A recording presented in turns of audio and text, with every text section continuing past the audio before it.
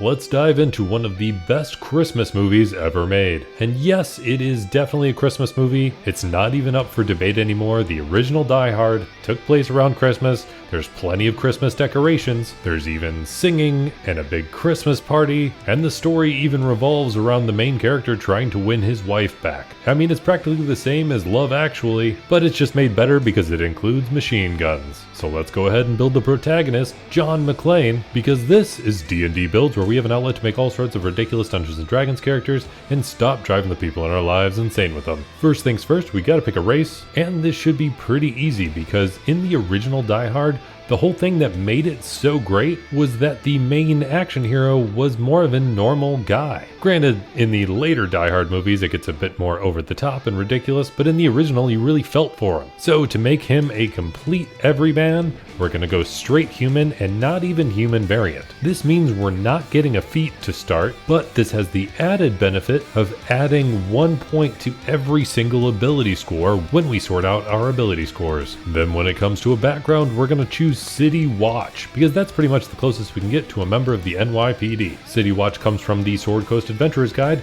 and gives us skill proficiencies in athletics and insight. Then when it comes to some stats, like we mentioned, John McClane is more of an everyman type of character, at least at the start. Using standard point buy from the player's handbook, we're going to make him pretty well rounded because, like we mentioned, he is kind of an everyman, but he's decently good at a fair amount of things, especially over the course of the entire Die Hard franchise. So we're going to take our strength, dexterity, intelligence, and wisdom and bump them all to 13, and then take our constitution and bump it to 14. Just because he does take a fair amount of hits and keeps on coming. This leaves us with no points left over, so we're going to dump charisma because he tends to drive most of the people in his life insane. Then don't forget that we get a +1 to every single ability score thanks to being a very basic human. So that means we get 14 in most of our stats and a 15 in constitution, with charisma sitting at 9. And we're keeping with a very straightforward kind of character and not diving into any crazy spellcasting or anything, so we're going to go with a fighter for a starting class. This gives us proficiency in all armor, shields, simple weapons, martial weapons, as well as saving throws in strength and constitution,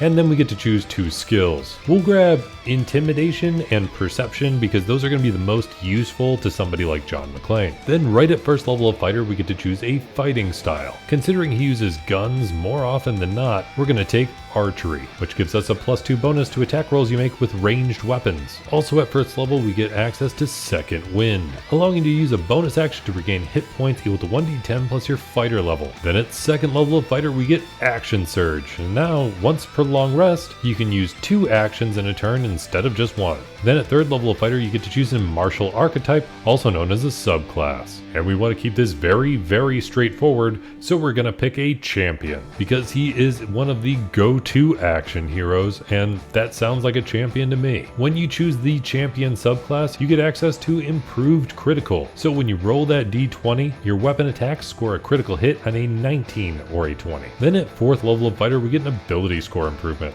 So we're just going to boost up our constitution by 2 points, so that way if you wind up losing your shoes, you can deal with the pain of running around barefoot. Then at fifth level of fighter, we get extra attack, one of the most important things for any type of martial class. Then instead of taking another level in fighter right away, we're going to do a multi-class. Because like we mentioned, it's very iconic that he lost his shoes early on, but in general he pretty often goes without any sort of body armor, which is kind of crazy, but we need a way to deal with that, so we're going to be jumping into Barbarian. Because when you multi-class into Barbarian, you get access to Rage, which reduces most of the damage you would take if you happen to be really angry at the time, and as well as some additional bonus damage if you're dealing damage with a strength-based melee weapon. But the other more important part, which is part of why we went here, is that you get unarmored defense. So your armor class equals 10 plus your dexterity modifier plus your constitution modifier. Then we're going to take one more level in Barbarian because that gives us access to Reckless Attack, which feels very John McClane-like, allowing you to attack at advantage but giving your enemies advantage on attacking you,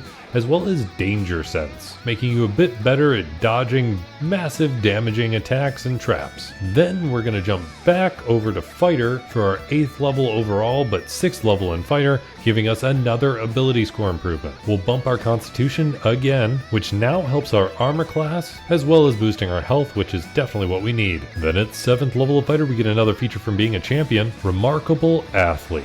So now you can add half your proficiency bonus rounded up to any strength or dexterity or constitution check that you make that doesn't already include your proficiency bonus. Additionally, when you make any sort of running long jump, the distance you can cover is increased by the number of feet equal to your strength modifier. Then at 8th level of fighter, we get another ability score improvement, and we're actually going to take a feat. And this can vary depending on what's allowed in your game, because like we said, John McClane uses a gun a lot. So you can take the gunner feat if guns are allowed in your game. Otherwise, I would take the crossbow expert feat, keeping things a bit more medieval and D&D themed. This allows you to make ranged attacks at close range without having any sort of disadvantage. You can ignore the loading property whenever you are using any sort of crossbow, which can really help, especially considering you want to use an extra attack. And if you have a hand crossbow ready to go, whenever you take the attack action, you can use your bonus action to get one more attack with that hand crossbow. Then at 9th level of fighter, you get Indomitable. So if you have to make a saving throw,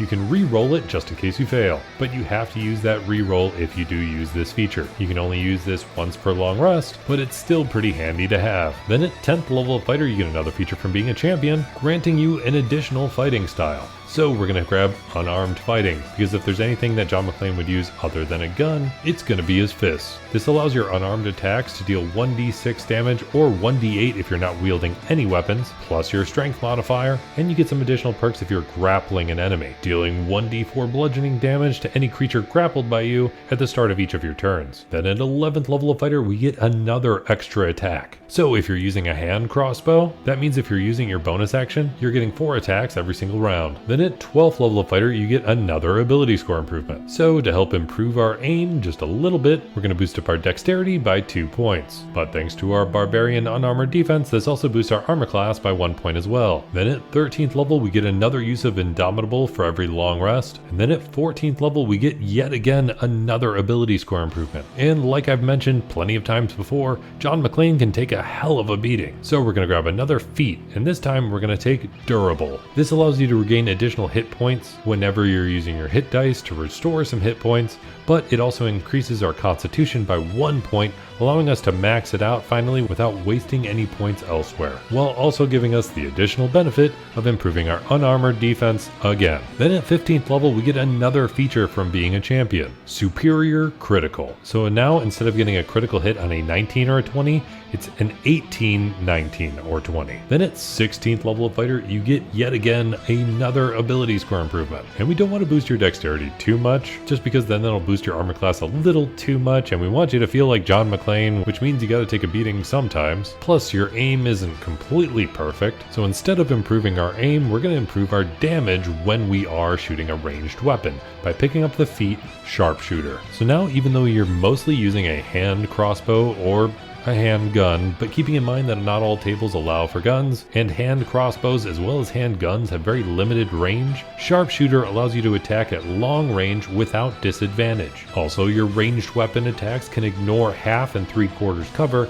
and then finally, the most important part of Sharpshooter is that you can take a -5 to your attack roll, making you far less accurate, but if that attack hits, it's much more deadly because it can do +10 to the damage. Then at 17th level of fighter, we get one more use of Indomitable per long rest, as well as one more use of Action Surge per short or long rest. Then at 18th level of fighter, you get one more feature from being a champion, and the name of this feature feels far too fitting because it's Survivor. So at the start of each of your turns, you regain hit points equal to 5 plus your Constitution modifier if you have no more than half of your hit points left, making you that much harder to kill. This effect doesn't work if you have 0 hit points, but it makes it so you can survive every Die Hard movie that much longer. That brings us to 20th level overall, and you are super hard to kill between your Barbarian Rage that's going to give you resistance to a lot of damage, your Survivor that's going to make it so you're constantly regaining health when it gets too low, all while wearing pretty much no armor and running around barefoot shooting at people. I wanted to make a Christmas themed build, and this was recommended by one of my patrons. And you can actually find all of my character sheets on Patreon, but because this is all about the Christmas themed build and I want to give something back, I'll make sure that this particular build is completely free on Patreon. You don't have to subscribe, it's just out there. But I still want to give a special shout out to my player character patrons, Heelong, Lumiere97, the Dino21, Salvador, and Yaksha Senpai. And then going above and beyond that is my Dungeon Master level patrons that I actually go ahead and play D&D with. Benjamin, Daniel Galvin, Eric Wade, GameStake, Michael, Ramirez Games, Tristan Bennett, and the one who actually brought the idea of Die Hard as a Christmas themed thing for D&D, Devin Happy. Thank you to him for bringing that up, and thank you even more to my God tier level patron who goes above and beyond in so many incredible ways, Kilo. He is so awesome, and I'm especially thankful for him this holiday season. Let me know what you think about this build in the comments down below, and especially if there's any other builds that you want to see in the future, let me know down there as well, because that's where I get most of my recommendations. And if you made it all the way to the end of this video, let me know by hitting that like button, and I'll be here hoping you roll at least 3 nat 20s in your next D&D session, especially if you want to play as John McClane himself and constantly say that iconic line, "Yippee-ki-yay, mother."